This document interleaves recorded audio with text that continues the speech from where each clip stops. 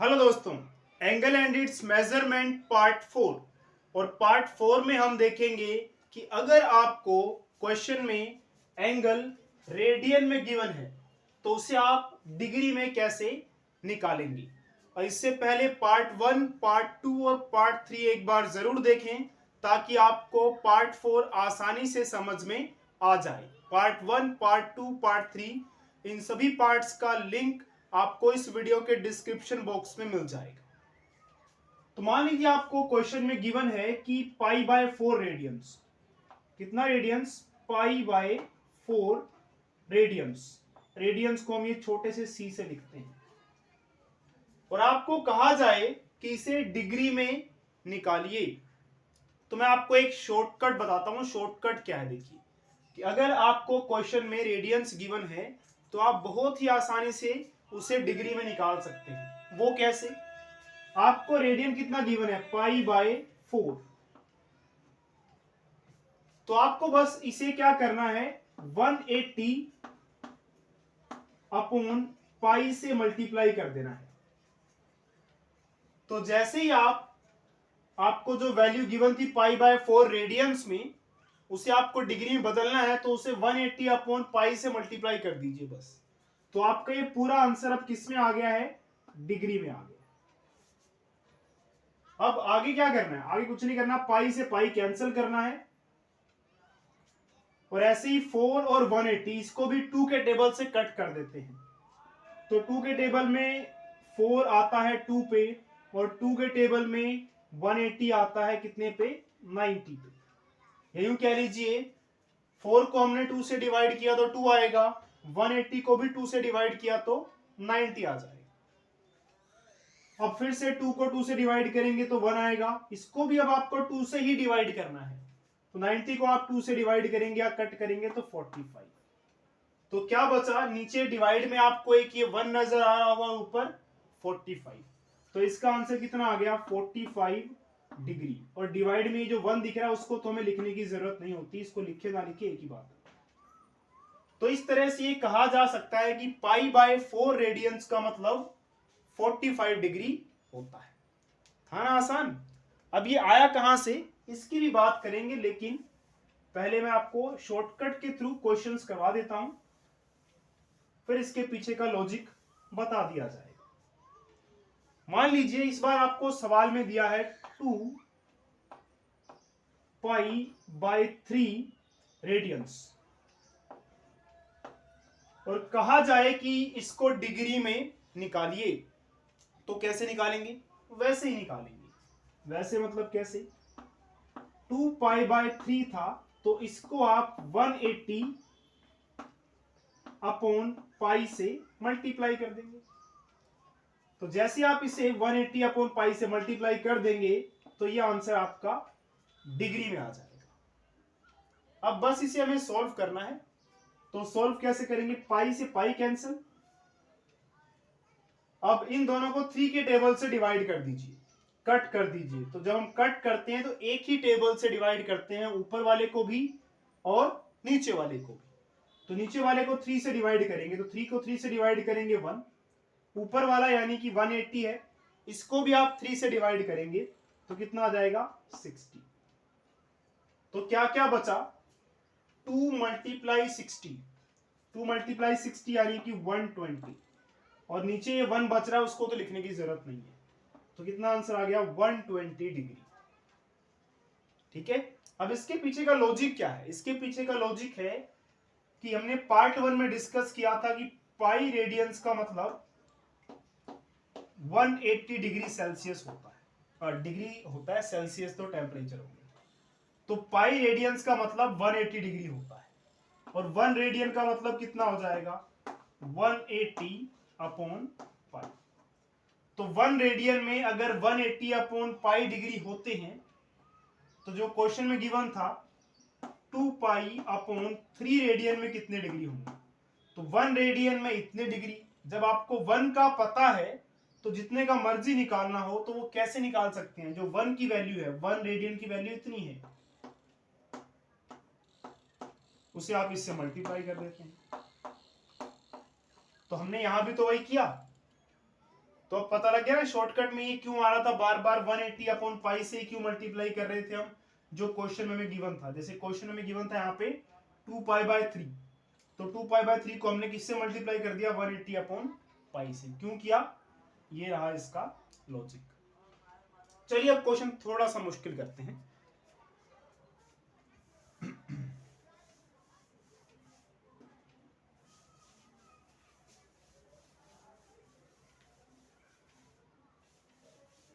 मुश्किल क्या, बस इस बार पाई नहीं होगा आपके पास। तो मेरे पास एक क्वेश्चन आपके लिए, क्वेश्चन में आपको कहा गया है -2 रेडियन।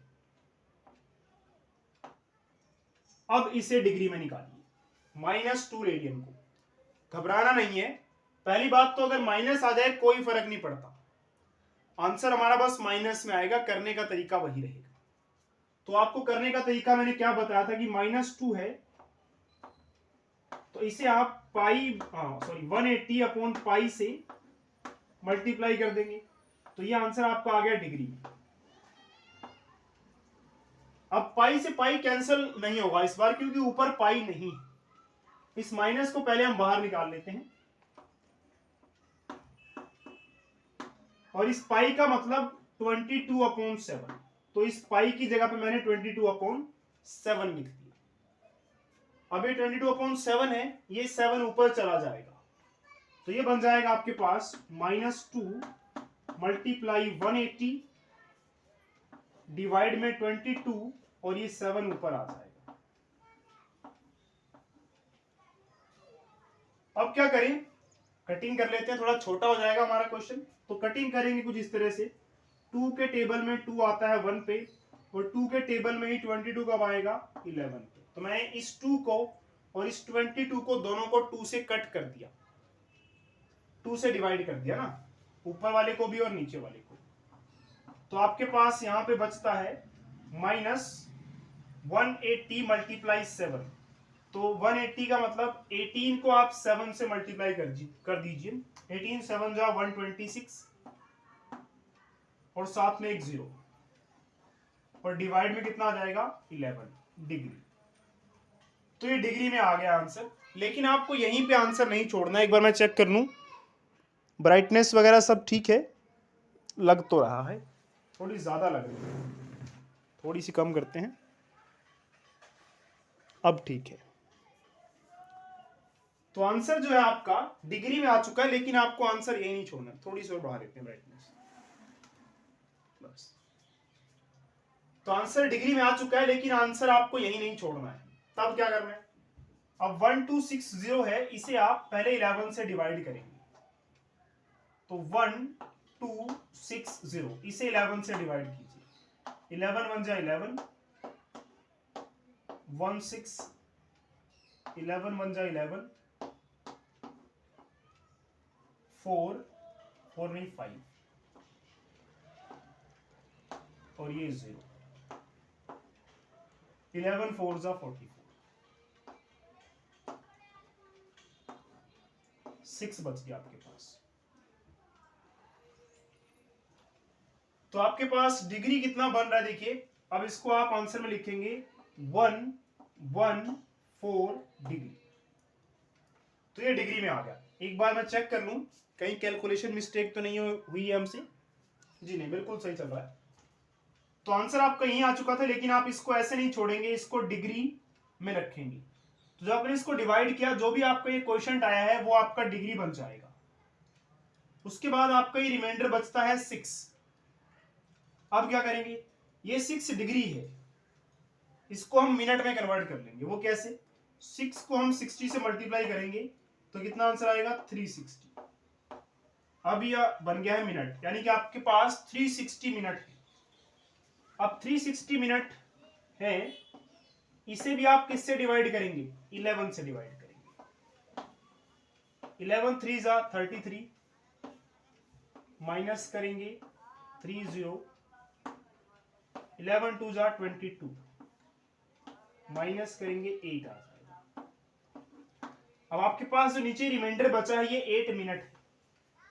तो ये क्या है, फिर ये आपके पास डिग्री आया था, अब आपके पास ये मिनट था, तो मिनट को आपने 11 से डिवाइड किया, तो जो आंसर आएगा वो किस में आएगा, मिनट में। तो आपको 32 मिनट्स मिल गए। अब नीचे जो बचा है वो है मिनट, उसे आप सेकंड में बदलिए। अब आप कहेंगे क्या चल रहा है ये, कुछ खास नहीं यार, बस आपको इससे डिवाइड करना था, डिवाइड करके जो यहाँ पे आएगा वो आपका डिग्री हो जाएगा, जो भी रिमाइंडर बचेगा उसे आप 60 से मल्टीप्लाई करेंगे और जो आंसर आएगा उसे फिर से इस वाली वैल्यू से डिवाइड कर देंगे। ये जो आंसर आएगा ये आपका मिनट हो जाएगा।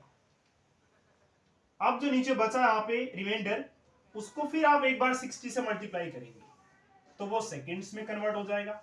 और हम 60 से क्यों कर रहे हैं, याद कीजिए 1 मिनट में 60 सेकेंड होते हैं, तो 8 मिनट में कितने होंगे, 1 मिनट में 60 सेकेंड्स होते हैं। तो हमारे पास 8 मिनट बचा है, तो 8 मिनट में कितने सेकेंड्स होंगे, 60 मल्टीप्लाई 8, 480 सेकेंड्स। अब 480 सेकेंड से फिर से आप इसे 11 से डिवाइड करेंगे,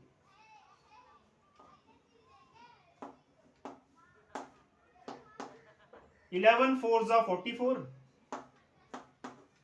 40, 11 3 जा 33। अब ये 7 सेकेंड्स बच जाएगा, तो इसको हम लिख देंगे 43 सेकेंड्स।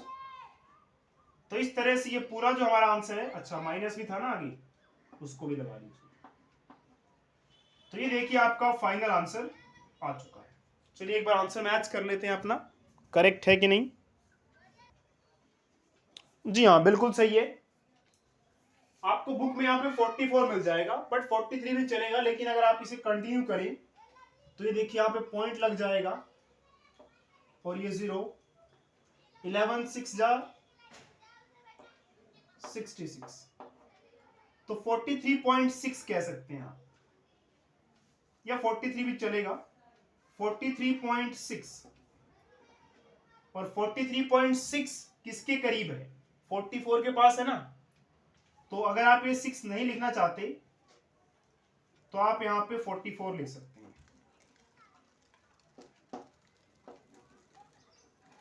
तो हमारा जो सेकंड था वो 43.6 था, और जब भी यहां की वैल्यू पॉइंट के बाद वाली वैल्यू 5 से बड़ी होती है तो आगे एक बढ़ जाता है। तो इसको अगर आप हटा रहे हैं, ये 5 से बड़ा है, इसको आप हटा रहे हैं तो ये बढ़ जाएगा, यानी कि 3 का क्या बन जाएगा 4। तो इस तरह से 44 आ गया। तो ये था आपका फाइनल आंसर। तो इस तरह से आप, अगर आपको रेडियंस में एंगल गिवन है तो आप बहुत आसानी से ऐसे देखिए डिग्री में निकाल सकते हैं। चलिए मिलते हैं अब अगले पार्ट में।